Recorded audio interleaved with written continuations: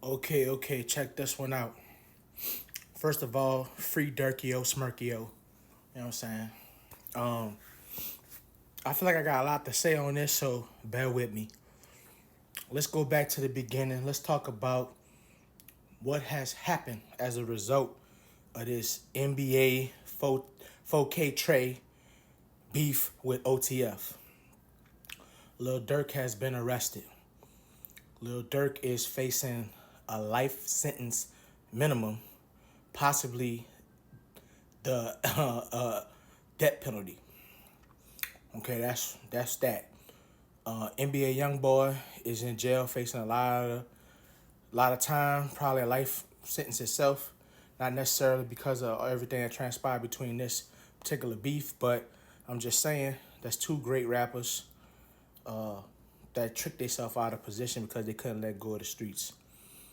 In this situation right here, they are saying that as a result of Quando Rondo and his crew running into King Von on the night that left King Von unalive, Lil Durk and his cousin ordered a hit with some criminals out of Chicago that crossed state lines to go perform a hit on Quando that wound up taking the life of his cousin. So, as it goes, Dirk and his cousin paid for an affiliate out of Miami to fly to San Diego, where he had contracted some dudes out of Chicago to fly from Chicago to San Diego and met him there in San Diego. He purchased the weapons and ski masks from a sporting goods store, and they traveled up to LA where they got wind that Quando Rondo and his cousin was staying for that weekend or whatever, and they basically stalked him until the perfect opportunity, which they caught him at a gas station, and they opened fire, taking the life of his cousin. So you have two deaths in this. You have people facing death penalty. You have people facing life in prison.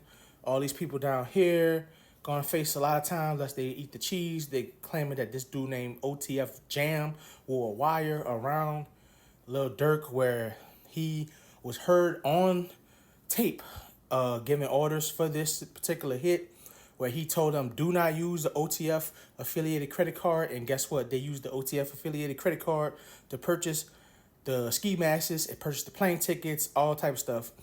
And we all know that the feds have a 90% conviction rate. Yeah, they shot the Big Meech who just came home from the feds. You're not beating the feds.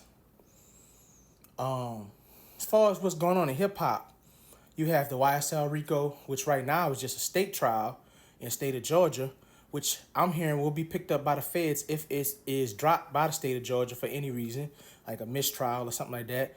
He's going to get picked up by the feds. So you got Young Thug dealing with that. You got Lil Durk that's probably going to get a RICO at some point. Anybody with that OTF tatted on them, which a lot of people in America do because they think they're from O Block, you might want to lay low. And then there is a rumor out there that CMG and Yo Gotti and everything that transpired between Yo Gotti and PRE and Young Dolph and all that might end up in some type of RICO. So, with all that being said, I think that it is crazy to me that these hip hop groups are still running around like gang members and operating like criminal organizations, knowing that it'd be much easier if everybody kept the peace, get their money, and stay out each other way. If you cannot coincide with him or be around him, let him be. Let him be in his lane, you be in your lane. Y'all all rich, y'all all made out of the trenches. Just enjoy your money, man. Getting into beef with each other and flying across state lines to beef with each other, like it's ridiculous.